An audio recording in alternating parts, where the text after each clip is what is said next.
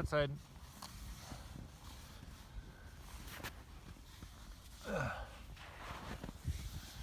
We dominated this tunnel this morning, didn't we? Yeah.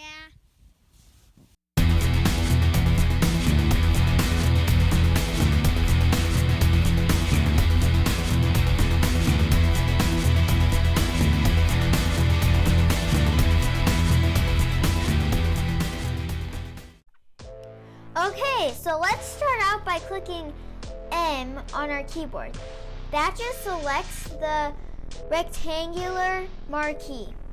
But we want the circular marquee, so we're gonna click Shift M and watch that rectangle turn to a circle. And that turns to a circle, and that's what we want. So next, we're gonna hold down Shift and make a circle on the eye. And then my dad made a trick, or has a trick for me, and it's so you can move it. You hold the space bar and move it, but do not, whatever you do, let go of your mouse. You can let go when you're done. So I'm done with that eye, and you can click Z on your keyboard, and that's your zoom tool to zoom into your eye. Okay, so I'm gonna do the other eye now. So I'm gonna click this, and I'm just gonna do the other one. Hold down Shift.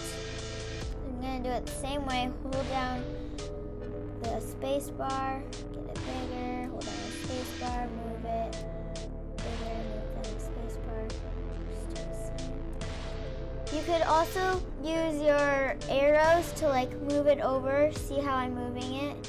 I don't want to do that, I want it like perfect. There we go. So I'm going to hold down Option and bring my eyes out a little bit. Or click Z and then hold down Option. So I can actually see my face. Next, I'm gonna click the adjustment layer icon that looks like this. Click it and go to Hue and Saturation. Just brings up properties, and we're gonna check the box colorize, and that's, my eyes are pink right now. I'm gonna change my eye color to purple because I've never seen anybody with purple eyes, and I've never ever in my life seen anybody with purple eyes. So my eyes are purple, but I'm going to make it brighter. So I'm going to change the saturation. But if you don't know what saturation means brightness of the color, and hue means like what color. So the saturation, I'm going to do 51. Enter, and my eyes are super bright, really bright. I'm going to click this button to go like this. This is optional, but you don't have to do it if you don't want to. But I'm going to adjust the opacity on the layer to make it realistic. So right here on this opacity button, you can go like this and move it, but I would rather type it.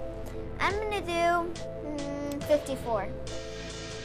Did you see how bright it was when I changed it? It went darker and it looks more realistic now. So you can do that if you would like to. I have one more thing to do, and it's to double click the Kinsley layer. And I'm going to click Stroke, then click OK, and that's just making the border good. And then I'm done. I have something to tell you though. You can change the color of anything as long as you make a good selection first. So I hope you learned something, and bye! Hey guys, thanks for watching. Don't forget to hit that like button down below and smash that subscribe button to be part of our design fam. See you next time. Bye!